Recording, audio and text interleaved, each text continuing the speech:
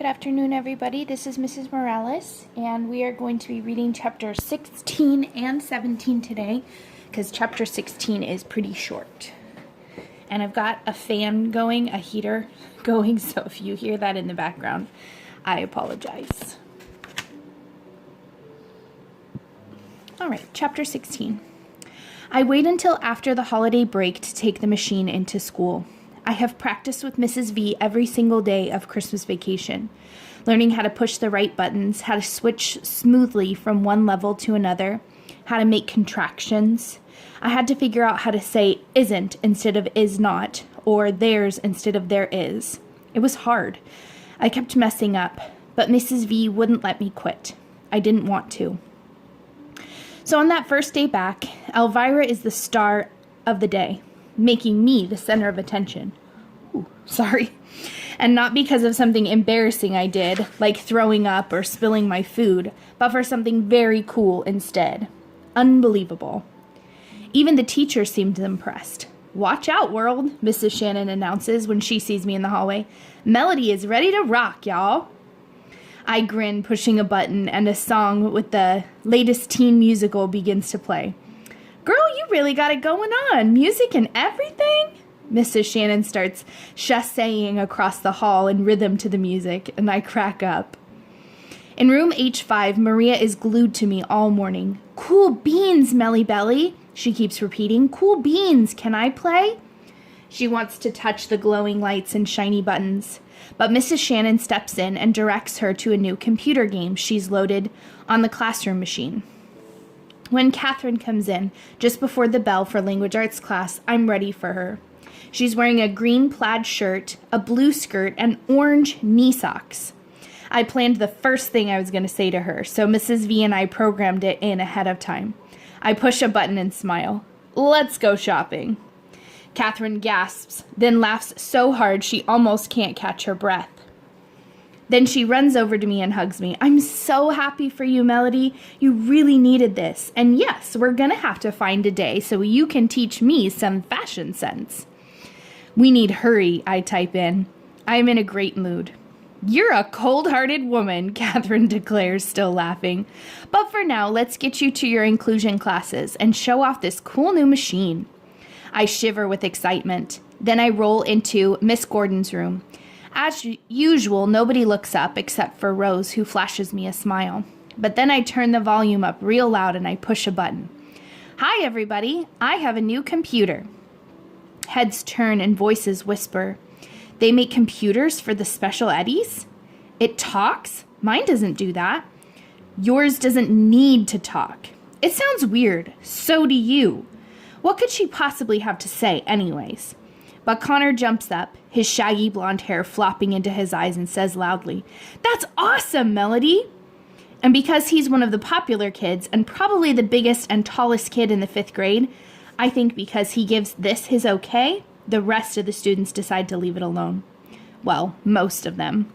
Claire, who was the first in the class to get her own laptop, makes sure that everyone knows it when she gets a new iPhone or a Wii game, sniffs and says, "That sure is a funny-looking computer, but I guess it's perfect for a kid like you." She and Molly exchange looks. I swear they think I'm blind.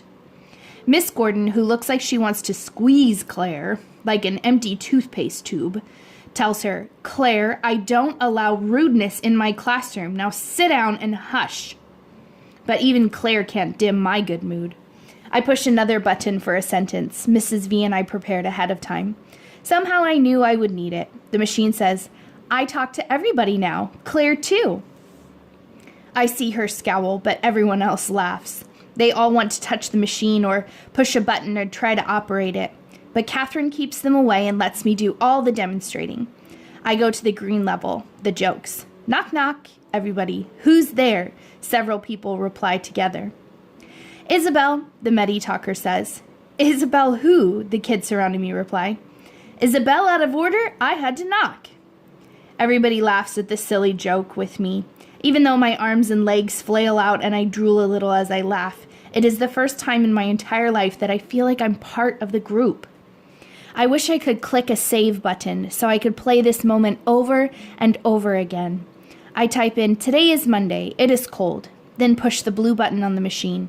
It whirs a little, then, like a tongue sticking out, a thin sheet of paper erupts from the side of it.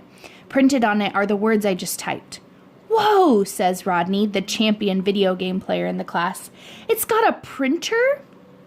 That's too slick." Miss Gordon nods with encouragement as Catherine passes the printout around so everybody can see my words. Then Catherine tells the class, "Melody's MediTalker is a combination computer, music player, and speech device. It's got HD, high-tech guts, and it's designed to rock her world and connect you to it. Take the time to listen to what she has to say." Claire raises her hand. "Yes, Claire," Miss Gordon says with a look of warning in her eyes. "I'm not trying to be mean, honest, but it just never occurred to me that Melody had thoughts in her head." A couple of other kids nodded slightly. Miss Gordon doesn't raise her voice. Instead, she responds thoughtfully. "You've always been able to say whatever came to your mind, Claire, all of you. But Melody has been forced to be silent. She probably has mountains of stuff to say." "Yes, yes, yes," the machine says. I give Miss Gordon a smile of thanks. Then I show Rodney and Connor a video game that came with the MediTalker. I doubt if I'll ever be fast enough to play Space Soldiers, but it's nice to know it's there. Rodney could probably master it in a hot minute. Miss Gordon checks out the various levels and looks impressed. "What a huge vocabulary you have now, Melody," she says to me. "I know you feel like a ton of bricks have been lifted off of you." I nod. "Way cool," the machine says loudly. "Oops, I meant to say..." "Oh, way cold," the machine says loudly. "Oops, I meant to say way cool." I feel my face getting warm as I hear Claire and Molly snicker. But Rose pulls her desk close to my chair. "This is so awesome, Melody," she says softly, and I let her touch the shimmery keys. "Oh, yes," I reply. Then I look at her. "Friends?" I type. "Friends," she answers without hesitation. "Happy," I type. Then I tense. I hope I don't do anything stupid like knock something over with excitement. Rose is looking intently at me. I can't imagine what it must be like to have all those words stuck inside, she says finally. "It sucks," I type in. Rose chuckles. "I feel ya." Chapter 17. As I've been getting used to using Elvira over the last months, life at school has been almost pleasant. Almost. I can ask Connor about a TV show that came on the night before, or tell Jessica that I like her new shoes. It's been snowing, just flurries, almost every day. Late one January afternoon, I typed, "I hope we have a snow day, no school." Everybody agreed. For once, I got to speak for the class. I can answer questions in class lots better with Elvira to help me. For the first time, instead of pretend grades that teachers would give me because they weren't quite sure if I knew the answers or not, I get real grades recorded in the teacher's gradebook that are based on actual answers that I give, printed out and everything. But at recess, I still sit alone. It's been too cold to go outside, so we sit in the far corner of the overheated cafeteria until it's time to go back to class. None of the girls gossip with me about some silly thing a boy has said. Nobody promises to call me after school. Nobody asks me to come to a birthday party or sleepover. Not even Rose. Sure, she'll stop and chat for a minute or two. But as soon as Janice or Paula call her to come and look at a picture on a cell phone, Rose will say, "I'll be right back," then skip away as if she's glad to have a reason to cut out on me. I just smile, hope I wasn't drooling, and pretend I didn't notice. After a few minutes of faking it, I push the button for the sentence, go back to H5, and Catherine and I roll back down the hall. One afternoon near the end of January, Mr. Deming announced in a voice that sounded like he'd been chewing on dry toast, "Instead of regular class today, I think we'll have a practice round for the Whiz Kids quiz team." Everybody cheered because otherwise we would have a lesson on the Sahara Desert. Talk about toasty and dry. Every year, our school sends a team to the Whiz Kids competition. The local rounds with teams from elementary schools all around the city and county are held downtown at a hotel. Last year, our school got to second place in the whole district.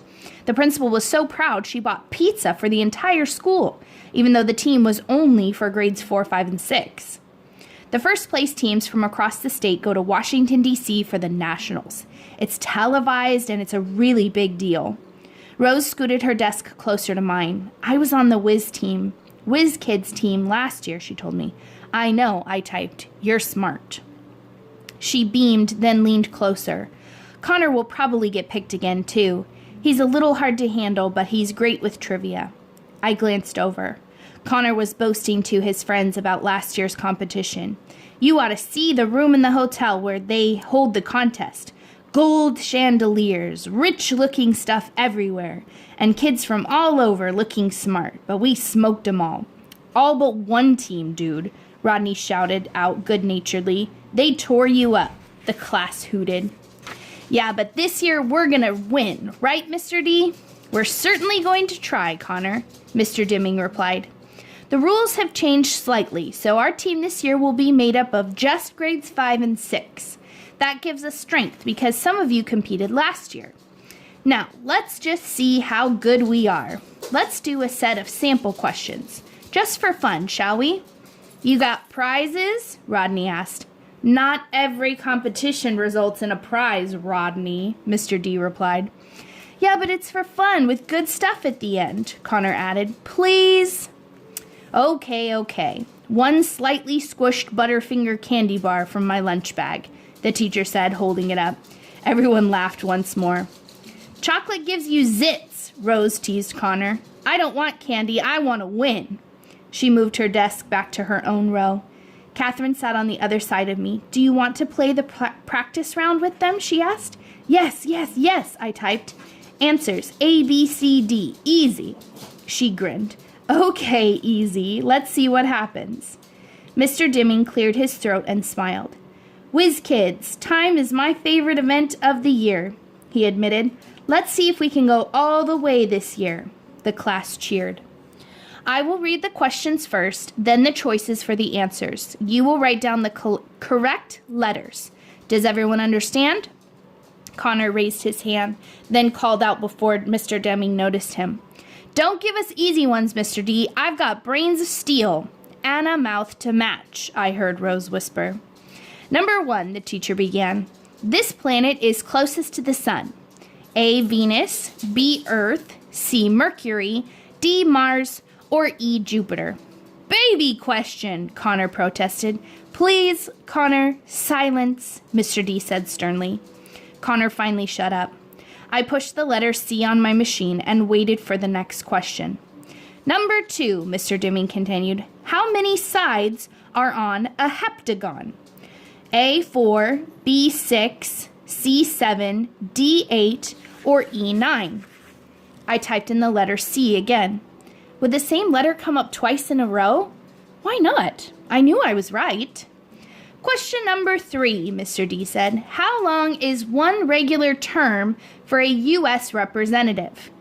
A, 1 year, B, 2 years, C, 3 years, D, 4 years, or E, 6 years? That one could be tricky. It seemed like the same politicians are always on the news all the time. But I typed in B as my answer.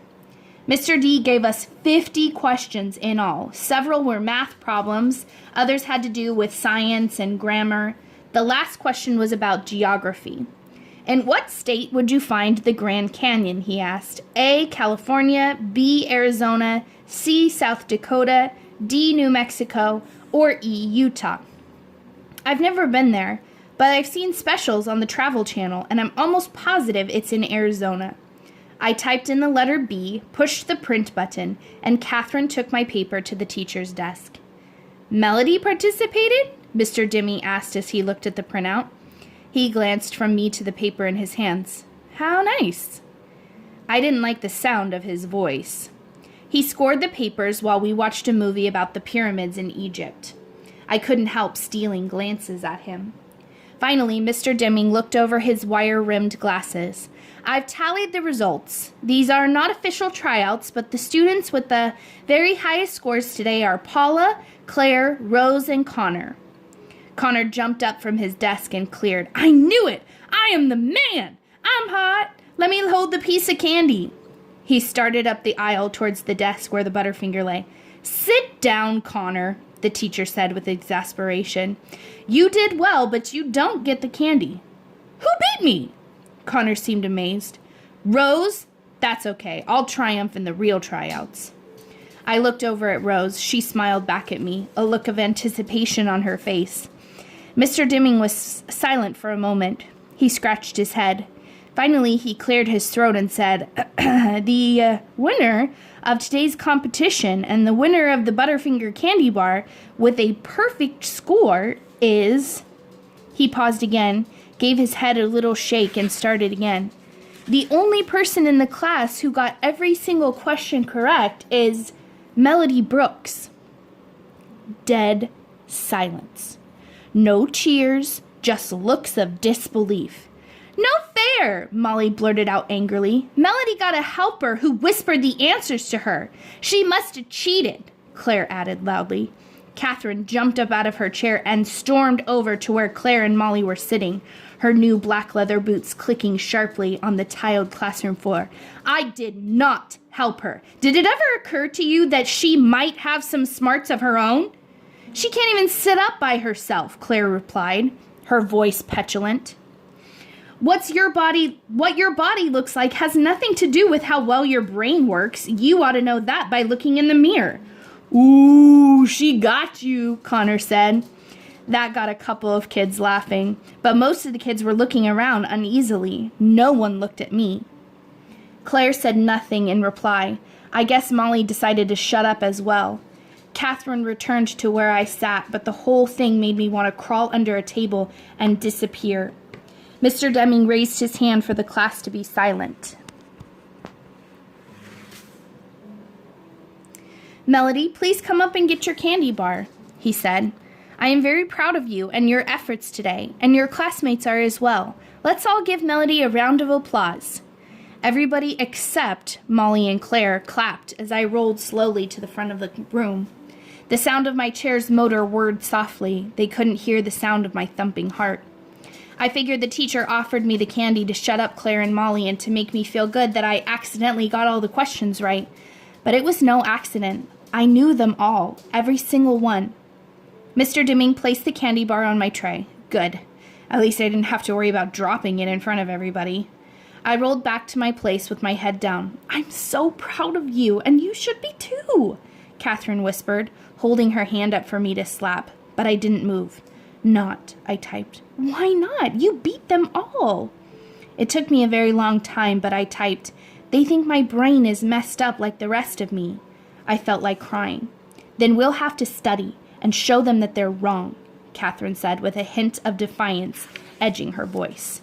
Why? I asked. So you can be on the quiz team, she told me. Never happen, I typed out. Just as Catherine was about to reply, Mr. Dimming announced that the official tryouts for the quiz team would be held in 1 week. Many of you scored quite well on this practice round, he said, but remember, you will have to compete against the 6th grade students as well for the real competition. Go home and study. Only the best will be chosen. Like me, Connor yelled. If you qualify, Mr. Dimming told him. I'm taking a winning team to Washington, D.C. this year, class. Are you with me? Yeah, they all yelled. I was amazed they'd get excited about studying for anything, but he rallied them like a football coach. Are you willing to study so we can be on television? Oh yeah! Are you gonna buy a new suit if we win? Connor blurted out. Mr. Dimming actually laughed. That's a promise. A new suit, maybe blue with a red satin vest. The whole class broke out in laughter and applause. Then let's do our very best, Mr. D said. I'm going to create extra challenging questions so that we will be stupendously prepared this year. Well, he's already starting with the big vocab words, I heard Molly whisper to Claire. Hard questions? Connor whined. Look at it this way, Mr. Dimming told Connor. If Melody Brooks can win the first round, then my questions must not have been difficult enough. We're all going to rally to win the competition. Everybody cheered. Except me. And that is it for 16 and 17. So I hope you guys enjoyed these couple of chapters.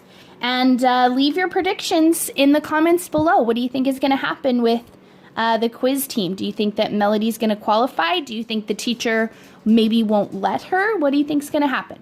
I hope you guys are having a good day and being safe. Bye.